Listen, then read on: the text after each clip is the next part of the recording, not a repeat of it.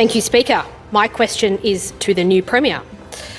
Only last month, the Premier said, "I've got a young daughter at home and I couldn't be more proud to make sure she grows up knowing I supported Jacinta Allan." How can Victorians possibly believe this Premier can act with integrity when governing Victoria when he can't even be honest with his own daughter?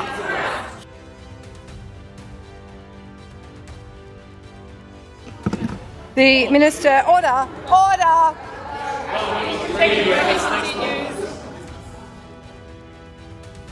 The Minister for Industry has a point of order. Member for Berwick. Thank you, Speaker. As you'll be aware, rulings from the Chair has a very clear set of guidelines on questions, Chapter 22, and it says that the matter must relate to government administration or policy and be directed to the Minister responsible, not seek opinions, which is what the question has been. Member for Lowen. On the point of order, Member for Brighton. Speaker, I understand, of course, that under this government integrity hasn't been at the core of government, but this question goes to integrity in the governing of Victoria. A very important question, very reasonable, and of course in order.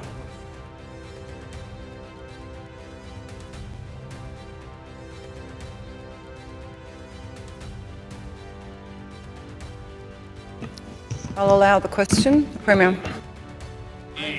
Thank you, Speaker. A group of my colleagues approached me yesterday and asked me that the Premier had lost the support of the caucus. So there had been a change in circumstances, and I am doing it.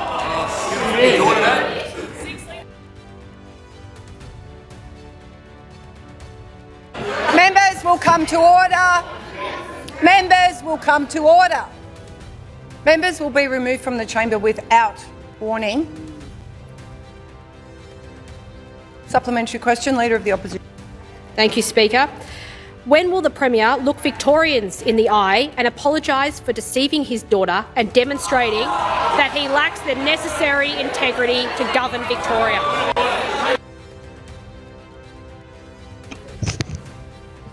I couldn't hear the question. I could not hear the question. Members, I'm on my feet. Order. The member for Gippsland East can leave the chamber for half an hour. Leader of the Opposition, repeat your question without assistance from the House. Thank you, Speaker. When will the Premier look Victorians in the eye and apologise for deceiving his daughter and demonstrating he lacks the necessary integrity to govern Victoria?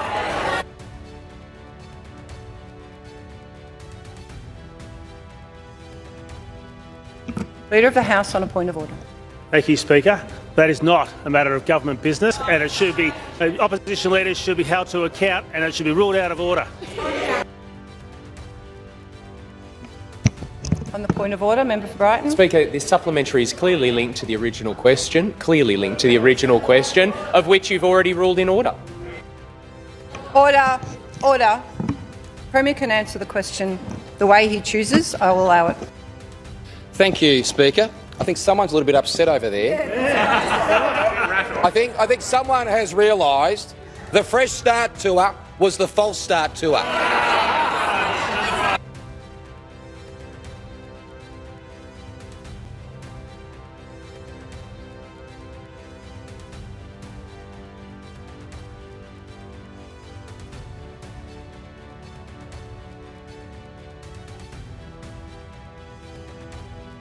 Member for Polwarth is warned. On a minister's statement, I call the Premier. Thank you, Speaker. I am honoured and humbled to have been elected unanimously to serve as the 50th Premier of Victoria. This was... Member for South West Coast can leave the chamber for an hour. Member for South West Coast can leave the chamber for an hour. I will not tolerate this level of interjections across the chamber. Premier. The stakes of this election are simply too high. Polling shows Victoria is on track for our first Liberal One Nation government. And we know what a Liberal One Nation government will do. Cut healthcare, cut services, cut cheaper childcare, cut TAFE. All the services Victorians rely on will be cut. Point of order, Member for Brighton. Ministerial statements are not an opportunity to simply attack the opposition. Order. Leader of the House on the point of order. The Premier is entitled to compare and contrast in his response and in his answer, and that is appropriate. Order. Order. All members know the rules about ministerial statements, particularly the ministers on their feet. Minister, to continue. Thank you, Speaker. This election, only Labor can stop the risk of a Liberal One Nation government that will hurt and go after working people. And to do that, Speaker, we are going to go in a new direction. The government I lead will be in a new direction. Member for Mildura. We'll be focused on the basics, on education, on health, on cost of living and on community Leader of the safety. Nationals. Member for Polwarth, this is your last warning. I've already announced, Speaker, my first action as Premier was to call a Royal Commission into the construction sector. And the government I will lead will ensure every dollar spent is treated with respect and influences and make sure the people that matter most it goes to. I also want to be crystal clear. When it comes to crime, there will be zero tolerance. That is why, after being sworn in, my first phone call was to the Chief Commissioner of Victoria Police to tell him he will have every resource that he needs to fight and combat crime. And I am going to make sure that Victoria is a great place for business to invest and start a company. Leader of the Opposition, I would not accept you yelling across the table. Leader of the Opposition. Leader of the Nationals on a question. Thank you, Speaker. My question is to the Premier. When the Premier was asked on 13th of March whether he supported a Royal Commission into corruption on the big build, he said, quote, "I do believe a Royal Commission would take twice as long and cost twice as much." He repeated that position in this place on the 19th of March. Today, that position has apparently changed. Was the Premier right then or right now? Premier. Thank you, Speaker. Today I have announced that we will have a Royal Commission into the construction sector.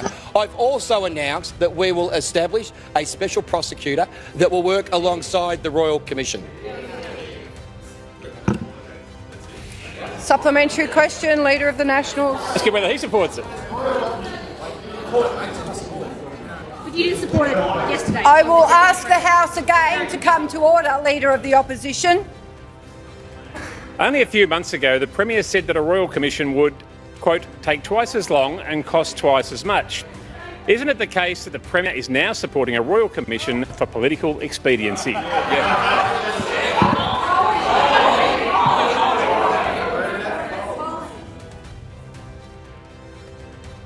Premier.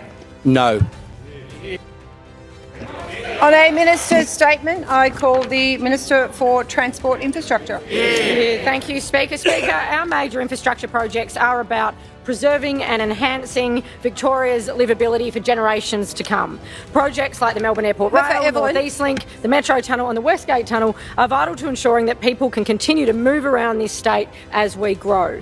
And they have given tens of thousands of Victorians access to high-quality skills and jobs along the way, which is exactly why it's so offensive that there be the allegations that we have seen of criminality and corruption on big build sites. And we know, Speaker, that there's more work to do to crack down on this unlawful conduct on our major sites and change the culture, not just now, Speaker, but for good. And we know we need to restore the trust of Victorians as we do this work. That's why we are calling a Royal Commission into the construction sector, appointing a special prosecutor and introducing follow the money powers for IBAC in this term of government, Speaker.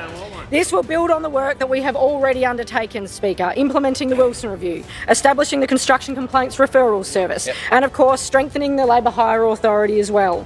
We've amended contracts to mandate reporting, strengthened procurement requirements and initiated a targeted audit program to review integrity and compliance. We're also establishing a comprehensive supply chain register, Speaker, to increase transparency and accountability, and a mandatory register of approved industrial relations consultants.